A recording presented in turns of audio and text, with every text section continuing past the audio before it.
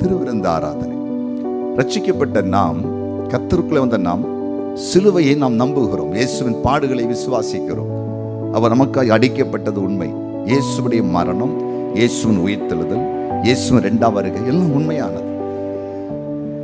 எனக்காகத்தான் இயேசு பாடுகளை சுமந்தார் என்று விசுவாசித்து நம்முடைய வாழ்க்கையை பரிசுத்தமாய் காத்துக்கொண்டு கர்த்தருடைய பந்தியில் கலந்து கொள்கிற முந்தின நாளைக்கு முடிந்த ஒரு 3 நாட்கள் தேவ சமூகத்தில் இருக்கணும்.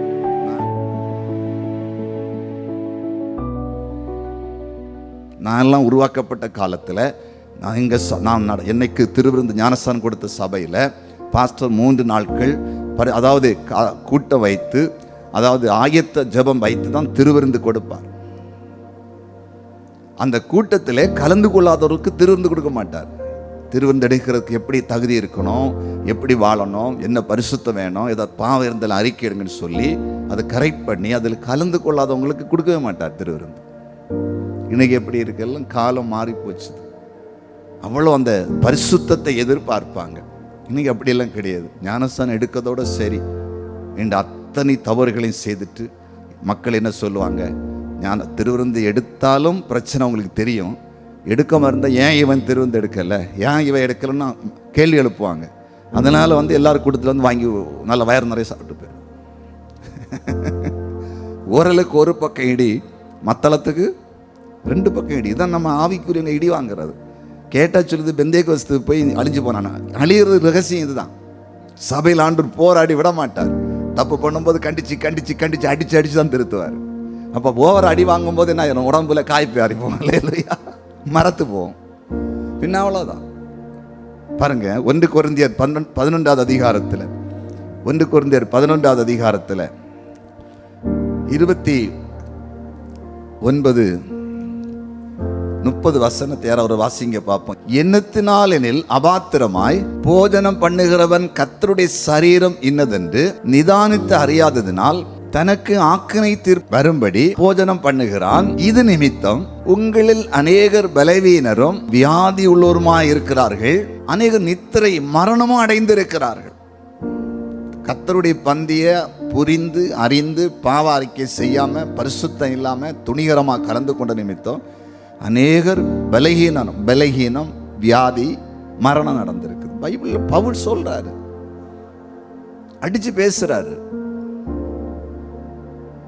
பாருங்களா, அப்போ அதனால கூட பலகீனம் வர வாய்ப்பு இருக்கு. ஆனா உண்மையிலேயே கர்த்தருடைய பந்தி பலகீனத்தை மாற்றும். இயேசுவின் தழும்புகள் நம்மை குணமாக்குகிறது.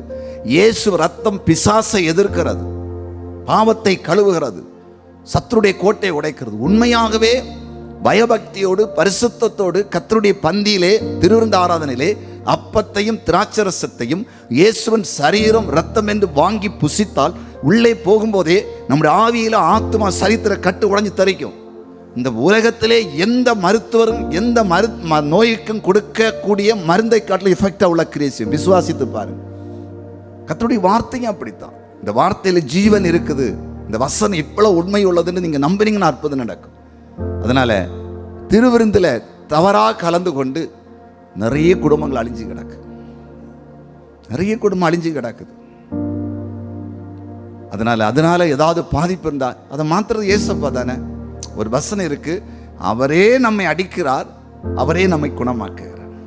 ஒரு நிமிடம் முழங்கால் படியிட்டு திருவிருந்துல ஏனோ தானோ என்று கலந்து கொண்டதினால், அறியாத கலந்து கொண்டதினால் நமக்கோ நம்முடைய குடும்பத்திலேயோ நம்முடைய பிள்ளைகளுக்கோ பலகீனம் இருக்குமானால் அதை மாற்றும்படி கேட்போம். நம்முடைய முன்னோர்கள் தாய் தகப்பன் கூட நல்ல ஆவிக்குரிய சபைகளில் போய் ஞானஸ்தானம் எடுத்து அபிஷேகம் பெற்ற பிறகு பின்மாற்றம் அடைந்து குடித்து வெறித்து ஆண்டவரை மறந்து ஊழியர்களை குறை சொல்லிக் கொண்டு ஏனோ தானோ என்று வாழ்ந்து திருவிருந்தில் கூட கலந்து கொண்டு அது நிமித்தம் அந்த சந்ததியாகி நாம் இன்றைக்கு கஷ்டப்பட்டு கொண்டிருக்க வாய்ப்புண்டு. ஏசப்பட்ட கேளுங்க, ஆண்டவரே மன்னியும் எங்களை குணமாக்கும் என்று கேளுங்க. இன்றைக்கு ஆண்டவர் பல விதத்தில் உங்களை குணமாக்க போறார். ஏன்? இந்த காரியங்கள் எல்லாம் சொல்லி ஜெபிக்க வைக்கிறார் என்றால் இதன் நிமித்தம் பாதிப்பு வந்திருக்கலாமோ என்று கர்த்தர் உங்களோடு கூட பேசி அதை உணர்ந்து ஜெபிக்கும் போது விடுதலை உண்டு.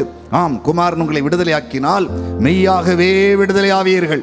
இயேசு உங்களை விடுதலையாக்கினால் மெய்யாகவே விடுதலையாவீர்கள். இப்போது ஆண்டவர் உங்களோடு பேசி கொண்டிருக்கிறார், நம்முடைய ஜெபத்தை கேட்கிறார். தகப்பனே, நம்முடைய ஊழியக்காரனும் பரிந்து பேசி ஜெபிக்கிறேன். திருவிருந்திலே ஆண்டவரே பயபக்தியோடு கலந்து கொள்ளாத நிமித்தம், ஆண்டவரே பரிசுத்தமாகி கலந்து கொள்ளாத நிமித்தம், இது இயேசுவின் சரீரம், இயேசு ரத்தம் என்று விசுவாசித்து கலந்து கொள்ள நிமித்தம், யாரு குடும்பத்திலேயாவது வியாதி இருந்தால், பலகீனம் இருந்தால், தரித்திரம் இருந்தால் இப்பொழுது அதை மாற்றி போடும். அநேகர் பலகீனப்பட்டிருப்பதாகவும், அநேகர் வியாதிப்பட்டு மரித்திருப்பதாகவும், அநேகர் வியாதியோடு இருப்பதாகவும் பவுல் கொரிந்து சபைக்கு எழுதுகிறார். ஒரு பரிசுத்தவான் எழுதுகிறார், தகப்பனே இப்பொழுது திருவிருந்து ஆராதனையிலே ஆண்டவரே பரிசுத்தம் இல்லாமல், வாஞ்சை இல்லாமல், உண்மை இல்லாமல் கலந்து கொண்ட நிமித்தம் எந்த குடும்பங்கள் பாதிக்கப்பட்டிருக்கிறதோ, யாரெல்லாம் வியாதிப்பட்டிருக்கிறார்களோ, யாரெல்லாம் பலகீனப்பட்டிருக்கிறார்களோ, யாரெல்லாம் பண நஷ்டமடைந்திருக்கிறார்களோ, யாரெல்லாம் மன கஷ்டத்தில் இருக்கிறார்களோ, இப்பொழுது மன்னிப்பு கொடுத்து அவர்களை சுகமாக்கும்படியாய், விடுவிக்கும்படியாய் நாங்கள் ஜெபிக்கிறோம், நாங்கள் ஜெபிக்கிறோம், நாங்கள் மன்றாடி ஜெபிக்கிறோம். இயேசுவின் நாமத்தில் பிதாவே, ஆமென், ஆமென்.